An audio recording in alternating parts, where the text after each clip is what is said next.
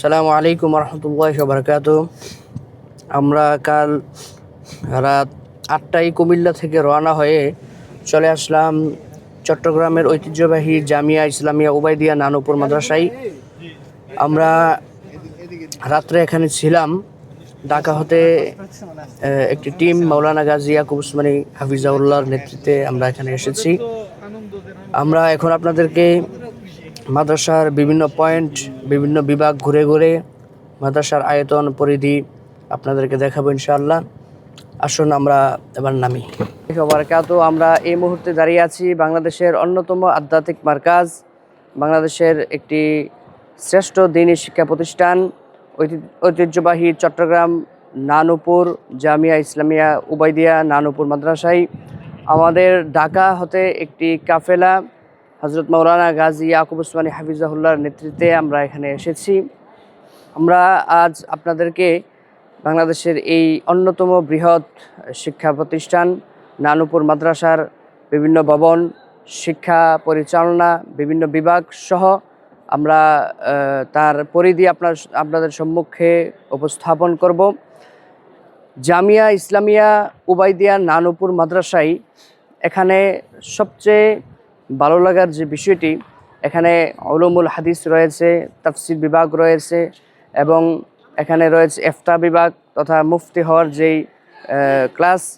সেখানে আমরা দেখেছি উলুমুল হাদিস, তাফসির বিভাগ এবং ইফতা বিভাগে সমসাময়িক ফিরাকে বাতিলা এবং লেটেস্ট ভার্সন তথা কম্পিউটারের মাধ্যমে টেকনোলজি যে সিস্টেম, তার মাধ্যমে আধুনিক মাসআলা মাসাইল এবং আধুনিক সমস্যার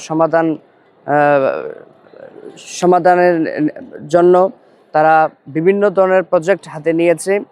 এবং এখানে এই প্রতিষ্ঠানের মধ্যে হিফজ বিভাগ খুব অত্যন্ত চমৎকারভাবে রয়েছে, যার 3টি স্তর রয়েছে, দাওরায়ে হাদিস এবং শর্ট কোর্স, লং কোর্স সহ একাধিক বিভাগ রয়েছে, যার মাধ্যমে একটি মানুষের জন্য ইলমে দ্বীন শিক্ষা গ্রহণ করার যত থিওরি প্রয়োজন, যা কিছু প্রয়োজন, এই জামিয়া ইসলামিয়া উবাইদিয়া নানুপুর মাদ্রাসার মধ্যে সব বিদ্যমান।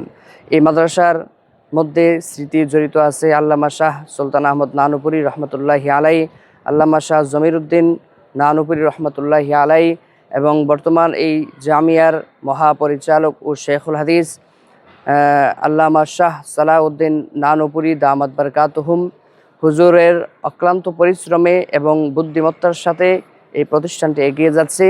ইফতা বিভাগের একজন জিম্মাদার মাওলানা মুস্তাফিজুর রহমান মধুপুরী সাহেব, তিনার সাথে সাক্ষাৎ হয়েছে। তিনি বলেছেন আমাদের এই প্রতিষ্ঠানটি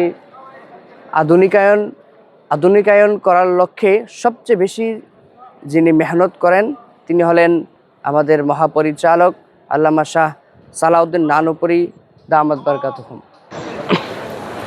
আমরা এখন যাব জামিয়ার মাকবারা পরিদর্শনে। আপনারা দেখতে পাচ্ছেন এখানে মাদ্রাসার পশ্চিম পাশেই এখানে অবস্থিত আছেন নব নির্মাণাধীন প্রতিষ্ঠান। এখানে দাওরায়ে হাদিস এবং বিশেষ কিছু জামাত অর্থাৎ ক্লাসকে এই ভবনে আনা হবে।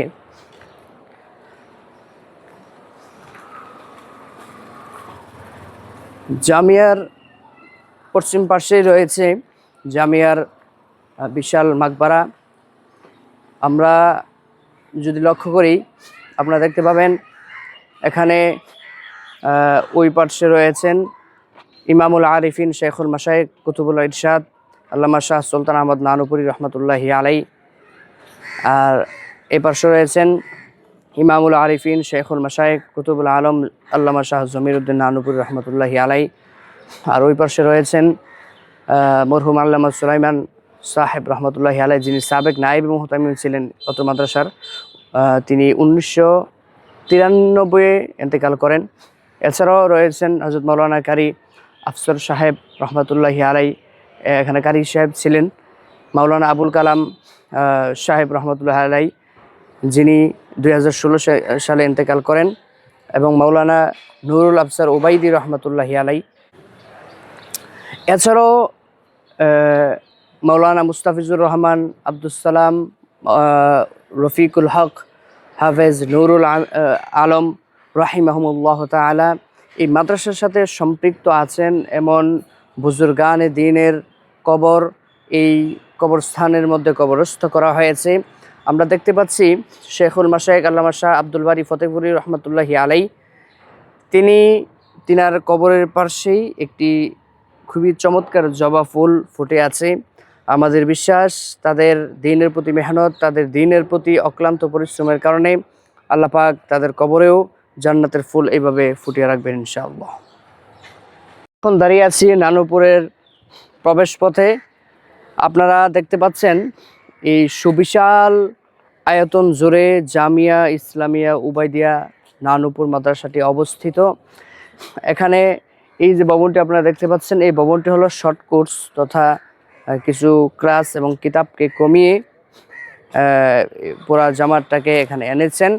তার বাঁ পাশেই সুবিশাল ভবন জুড়েই আছে জামিয়া উবাইদিয়া এবং এই যে দেখতে পাচ্ছেন খালি জায়গা, অত্যন্ত মনোরম পরিবেশ বান্ধব একটি মাদ্রাসা। চারদিক থেকে কোলাহল মুক্ত, শহরের এই যানজট এর এড়িয়ে এমন পরিবেশ বান্ধব একটি অজপাড়া গায়ে দ্বীনি শিক্ষা অর্জন করা এটা আসলেই খুব ভাগ্যের বিষয়। আমরা জামিয়ার বিভিন্ন পয়েন্ট আমরা ঘুরে আপনাদেরকে দেখিয়েছি। এতক্ষণ আমাদের ক্যামেরার পিছনে ছিলেন জামিয়া হামিউসুন্নাহ মেখল মাদ্রাসা, অর্থাৎ চট্টগ্রাম সহ গোটা বাংলাদেশের অন্যতম শ্রেষ্ঠ দ্বীনি শিক্ষা প্রতিষ্ঠান মুফতি আজম আল্লামা মুফতি ফয়জুল্লাহ রহমতুল্লাহি আলাই কর্তৃক প্রতিষ্ঠিত।